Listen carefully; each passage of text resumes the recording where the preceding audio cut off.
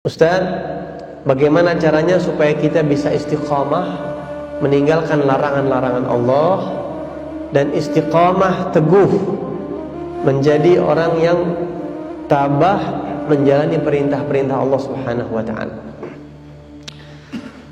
Al-Imam Al-Habib Abdullah bin Alawi Al-Haddad, beliau pernah melakukan analisa. Beberapa orang banyak mengeluh kepada beliau, "Ya Imam, ya Syekh, saya mohon arahan supaya saya bisa istiqomah. Kadang-kadang saya suka berbuat kebaikan, tapi di tengah jalan saya suka terpeleset. Kadang-kadang masih suka dengan kemaksiatan. Suka orang baik, suka orang soleh, tapi kadang-kadang saya masih suka maksiat juga. Saya mau istiqomah. Apa kiat-kiat untuk bisa mendapatkan istiqomah?" Beliau menjawab, seseorang yang terjerumus ke dalam kemaksiatan, berat melaksanakan ibadah amal soleh, itu ada banyak sebab. Tapi ada 4 sebab utama dan ada 4 obat utama.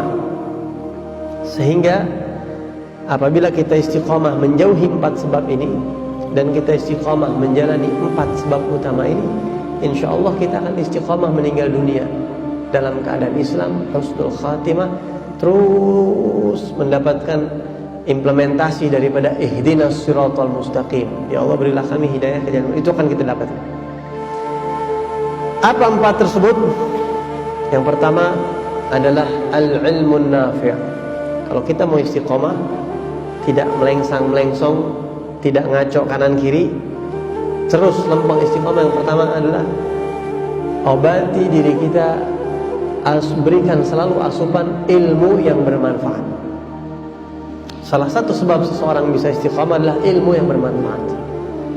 Bagaimana cara mendapatkan ilmu yang bermanfaat? Tekuni majelis ilmu. Jadi bapak-bapak, ibu-ibu sekalian, kalau mendengar di masjid ini ada kajian majelis ilmu, paksakan hadir.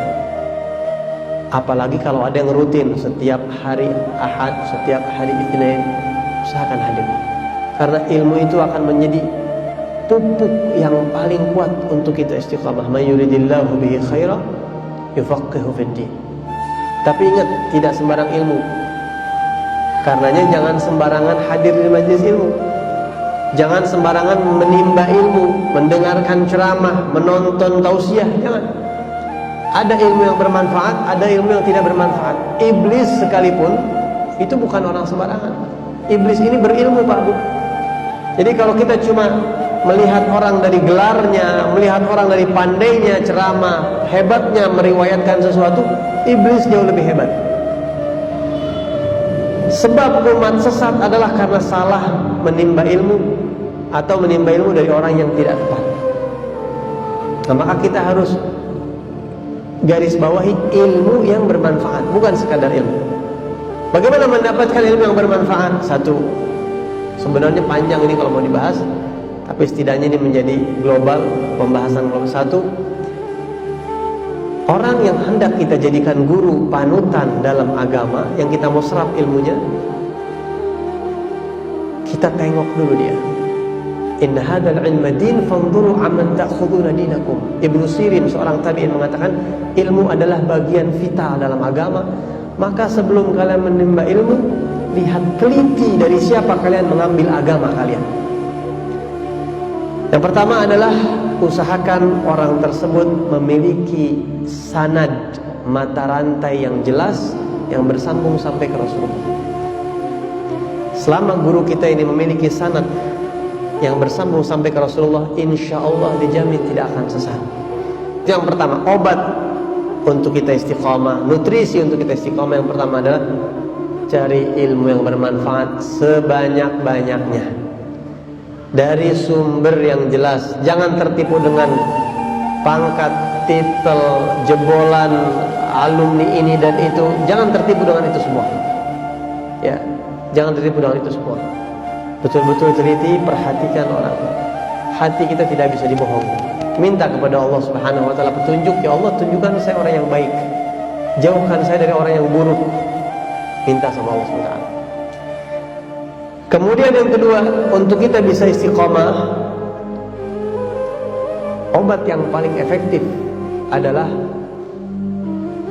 tarkus syubuhati minal at'imah. Jaga hanya memakan makanan yang halal dan jangan memakan atau minum yang syubhat, apalagi haram. Tinggalkan itu jauh-jauh. Al-Imam Sahal bin Abdullah At-Tusturi mengatakan, man akal al-halal ata'at jawarihuhu sya'am abah. Siapa orang makan halal, anggota tubuhnya mau tidak mau, sadar ataupun tidak sadar akan bergerak enteng untuk kebaikan, taat. Mau tidak mau. Pasti energi kita, darah dan daging kita ini tumbuh dari asupan makanan. Kalau makanannya baik, pasti dia klop dengan masjid, klop dengan majlis ilmu, ya, nyambung, sinkron dengan hal-hal kebaikan yang positif. Waman akalal haram asad jawarihuhu sya'am aba alima am lam ya'lam. Siapa yang makan haram, mau tidak mau, sadar tidak sadar, anggota tubuhnya ini hanya enteng berbuat maksiat. Abal mal an yakhruj illa min haitsu yadkhul. Al-Imam Al-Haddad mengatakan, harta itu pasti akan tersalurkan sesuai dia masuknya dari mana. Masuknya yang haram pasti tersalurkan ke yang haram, pasti itu. Ya. Jadi yang kedua itu sangat penting. Perhatikan makanan kita, jangan sembarangan makan. Tapi kalau di Sumatera Barat insya Allah aman. Hanya saja cara menghasilkannya. Hati-hati dengan rentenir, hati-hati dengan riba, hati-hati dengan hal-hal yang syubhat. Dan kita tidak bisa memahami syubhat dengan detail kecuali di majlis ilmu. Kalau ada yang tidak paham, tanyakan kepada guru. Minta bimbingan dan tuntunan kepada guru kita. Yang ketiga, supaya kita bisa istiqamah, menjauhkan maksiat, mendekatkan diri kepada Allah adalah dengan zikrul maut fi kulli hin. Mengingat mati setiap saat. Jadi anggaplah setiap hari itu terakhir. Bagaimana kira-kira bapak-bapak, ibu-ibu kalau dapat bocoran rahasia dari alam gaib, hari ini adalah umur terakhir kita? Bagaimana kira-kira? Salat subuh kita besok itu salat terakhir. Besok adalah hari Asyura terakhir kita. Besok adalah kita berjumpa terakhir dengan keluarga kita. Besok adalah kita berjumpa terakhir dengan teman-teman kita. Apa yang akan Anda lakukan kalau Anda dapat rahasia itu dari alam gaib? Jadi kenapa kita masih berani maksiat kepada Allah? Karena kita menganggap bisa tobat besok. Masih lupa dengan kematian, masih mengundur-undur. Tulul amal. Obatnya adalah anggaplah setiap hari terakhir. Ya. Abdullah bin Umar, Sayyidina Abdullah bin Umar bin Khattab, putra Sayyidina Umar pernah mengatakan, "Idza asbahta fala tantadhiril masa, wa idza amsayta fala tantadhirus sabah." Kalau kamu masih hidup di pagi hari, jangan tunggu sore hari. Jangan menghayal hidup sampai sore. Wa idza amsayta fala tantadhirus sabah, dan sebaliknya. Di samping itu tetap kita memupuk harapan tetap. Saya punya harapan, saya punya niat ingin membangun pesantren, ingin membangun ini, terus berjalan. Kalau niat kita baik, nanti anak kita akan meneruskan, murid kita akan meneruskan. Itu jalan, jangan takut.